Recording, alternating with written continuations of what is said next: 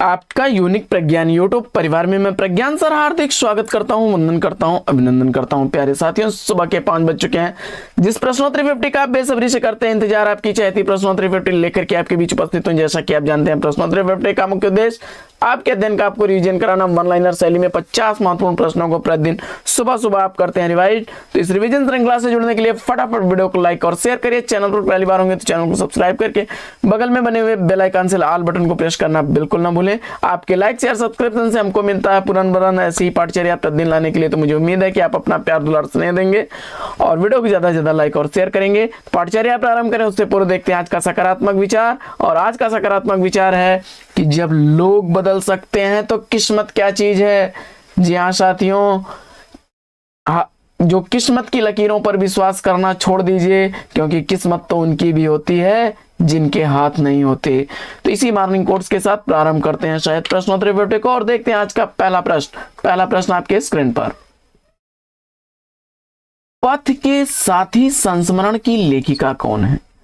पथ के साथी संस्मरण किसके द्वारा लिखा गया है? और मुझे उम्मीद है कि इस प्रश्न का जवाब महादेवी वर्मा बताया, तो बिल्कुल सही जवाब 1956 ईस्वी इस कृति का प्रकाशन वर्ष है। बढ़ते हैं प्रश्न संख्या 2 की तरफ। दूसरा प्रश्न है कि रस विमर्श किस रचनाकार की कृति है? रस विमर्श राममूर्ति त्रिपाठी की रचना है और 1965 ईस्वी इस रचना का प्रकाशन वर्ष। तीसरा प्रश्न, लाल चूनर वर्षांत के बादल काव्य संग्रह के रचनाकार कौन है? लाल चूनर वर्षांत के बादल काव्य संग्रह रामेश्वर शुक्ल अंचल द्वारा लिखा गया है। लाल चूनर 1942 ईस्वी की प्रकाशित रचना, वहीं वर्षांत के बादल 1954 ईस्वी की प्रकाशित काव्य रचना है। प्रश्न संख्या 4। चौथा प्रश्न है कि हिंदी साहित्य और संवेदना का विकास इतिहास ग्रंथ का प्रकाशन काल क्या है? हिंदी साहित्य और संवेदना का विकास इतिहास ग्रंथ का प्रकाशन वर्ष आपसे पूछा जा रहा है। राम स्वरूप चतुर्वेदी उत्तर आपने चुना, बिल्कुल सही जवाब 1986 ईस्वी का प्रकाशन वर्ष। पांचवा प्रश्न है कि वह फिर नहीं आई सीधी सच्ची बातें उपन्यास के उपन्यासकार कौन है? वह फिर नहीं आई सीधी सच्ची बातें यह उपन्यास भगवती चरण वर्मा जी का उपन्यास है। वह फिर नहीं आई 1960 ईस्वी का प्रकाशित उपन्यास, वहीं सीधी सच्ची बातें 1968 ईस्वी का प्रकाशित उपन्यास है। छठवां प्रश्न संख्या 6 है कि सौंदर्य की नदी नर्मदा का अंतिम पड़ाव कौन सा है? सौंदर्य की नदी नर्मदा इस यात्रा वृतांत का अंतिम पड़ाव कोली याद में भरूच है। सातवां प्रश्न, रस कलश के रचनाकार पूछा जा रहा है। काफी आसान सा और रिपीटेड प्रश्न, और जवाब में आपने अयोध्या सिंह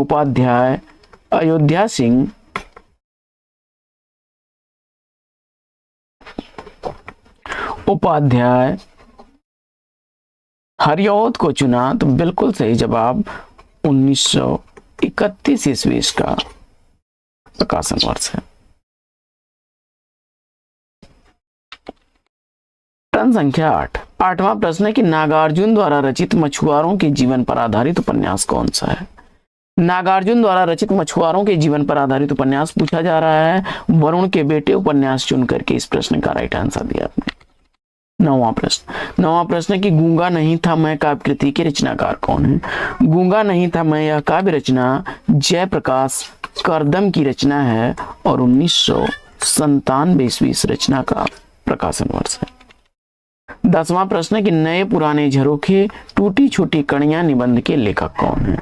नए पुराने झरोखे टूटी छोटी कड़ियां निबंध हरिवंश राय बच्चन का निबंध है। 1962 ईस्वी का प्रकाशन वर्ष है नए पुराने झरोखे का, वहीं टूटी छोटी कड़ियां 1973 ईस्वी की प्रकाशित रचना है। प्रश्न संख्या 11वां प्रश्न है कि कौन सी जमीन अपनी कहानी की कहानीकार कौन है? कौन सी जमीन अपनी कहानी का कहानीकार पूछा जा रहा है। सुधा ओम ढींगरा उत्तर चुना आपने, तो राइट आंसर के साथ है। प्रश्न संख्या 12। 12वां प्रश्न है कि कोहरे में कैद रंग उपन्यास के उपन्यासकार कौन है? कोहरे में कैद रंग उपन्यास का उपन्यासकार आपने गोविंद मिश्र को चुना, तो बिल्कुल सही जवाब। 2008 ईस्वी में इसे साहित्य अकादमी पुरस्कार से सम्मानित किया गया था। प्रश्न संख्या 13वां प्रश्न है कि बायोग्राफिया लिटरेरिया का प्रकाशन काल क्या है? बायोग्राफिया लिटरेरिया का प्रकाशन वर्ष आपने शैमुअल टेलर कॉलरिज को चुना, तो राइट आंसर है 1817 ईस्वी का प्रकाशन वर्ष। प्रश्न संख्या 14वां प्रश्न है कि विद्यापति की पदावली श्रृंगारिक पदों की मादकता के कारण नागिन की लहर है, यह कथन किस विद्वान का है? जवाब में आपने सूर्यकांत त्रिपाठी निराला को चुना, तो राइट आंसर के साथ है। प्रश्न संख्या 15वां प्रश्न है कि हाल या गाथा के गोवर्धन आर्य के तथा बिहारी दोहों के बादशाह हैं। हाल गाथा के और गोवर्धन आर्य के और बिहारी दोहों के बादशाह हैं, यह कथन किसका है?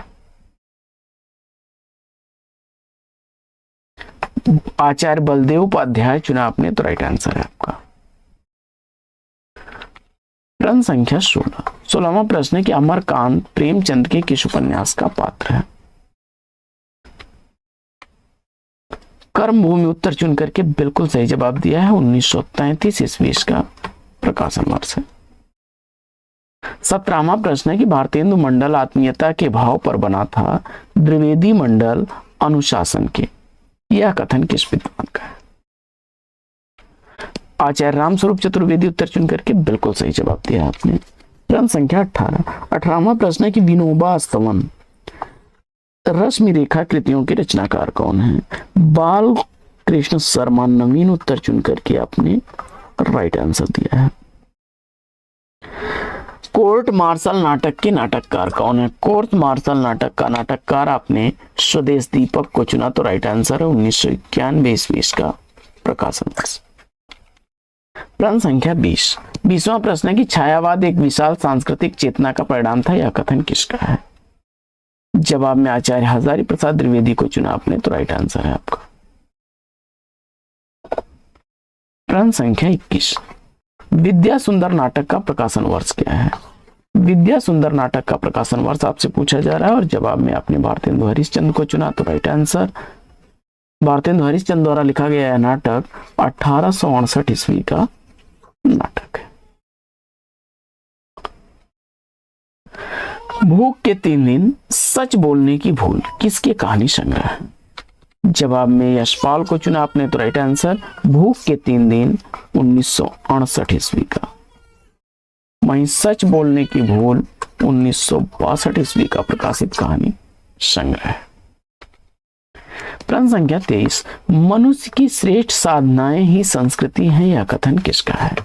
मनुष्य की श्रेष्ठ साधनाएं ही संस्कृति हैं, यह कथन है आचार्य हजारी प्रसाद द्विवेदी जी का। अगला प्रश्न, रंग विहीन फूल हैं जैसे चंद्र चंद्रिकाहीन, यूं ही फीका मनुष्य का जीवन प्रेम विहीन, इन पंक्तियों के रचनाकार कौन है?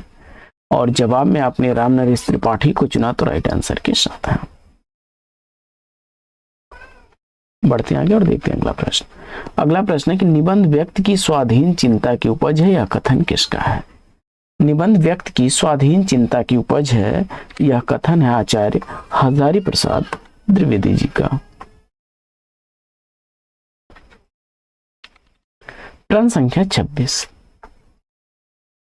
हिंदी साहित्य का वैज्ञानिक इतिहास किसने लिखा? हिंदी साहित्य का वैज्ञानिक इतिहास लिखने वाले हैं गणपत चंद्रगुप्त महोदय और 1965 ईस्वी का प्रकाशन वर्ष। प्रश्न संख्या 27 नई कविता में मुक्तिबोध की स्थिति वही है जो छायावाद में निराला की थी, यह कथन किसका है? और जवाब में नामवर सिंह उत्तर चुन करके आपने राइट आंसर दिया है। प्रश्न संख्या 28 चंद्रलोक की यात्रा कहानी के लेखक कौन है? चंद्रलोक की यात्रा कहानी केशव प्रसाद सिंह द्वारा लिखी गई 1900 ईस्वी की प्रकाशित कहानी है। प्रश्न संख्या 29 है स्वर्ण किरण कृति के रचनाकार कौन है? स्वर्ण किरण किसके द्वारा लिखी गई रचना है? सुमिंद्रानंदन पंत को चुना आपने, तो राइट आंसर 1947 ईस्वी इस रचना का प्रकाशन वर्ष। प्रश्न संख्या 30, रामचरित कृति के रचनाकार कौन है? तो रामचरित्र लिखा गया है सुरति मिश्र द्वारा। प्लेग की चुड़ैल कहानी के लेखक कौन है? प्लेग की चुड़ैल कहानी लिखी गई है भगवान दास द्वारा और 1902 ईस्वी इस कहानी का प्रकाशन वर्ष। प्रश्न संख्या 32वां प्रश्न है कि गुणवंत हेमंत कृति के लेखक कौन है?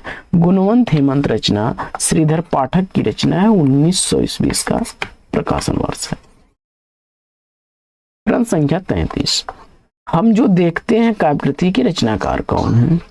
हम जो देखते हैं यह काव्य रचना मंगलेश डबराल द्वारा लिखी गई रचना है, जिसके लिए उन्हें 2000 ईस्वी में साहित्य अकादमी पुरस्कार से भी सम्मानित किया गया।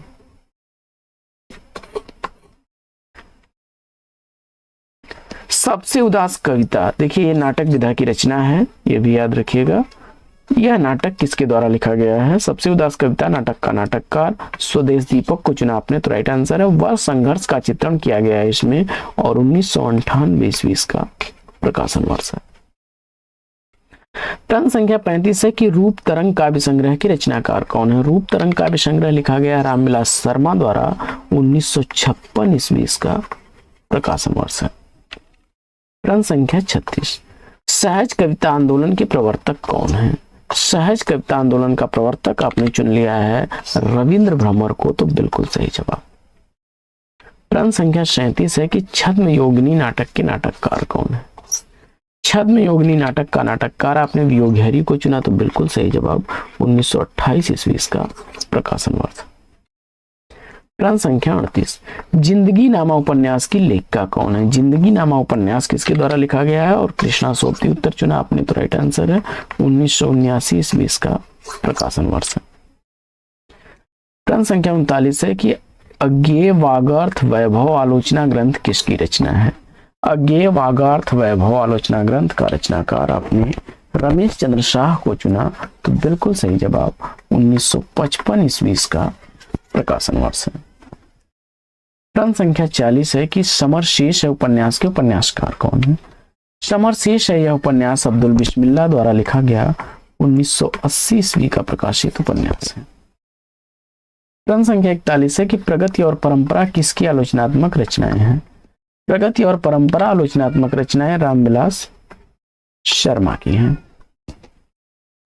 अगला प्रश्न है कि चारुचंद्र लेख उपन्यास के लेखक कौन है? तो चारुचंद्र लेख उपन्यास आचार्य हजारी प्रसाद द्विवेदी जी द्वारा लिखा गया 1963 ईस्वी का प्रकाशित उपन्यास है।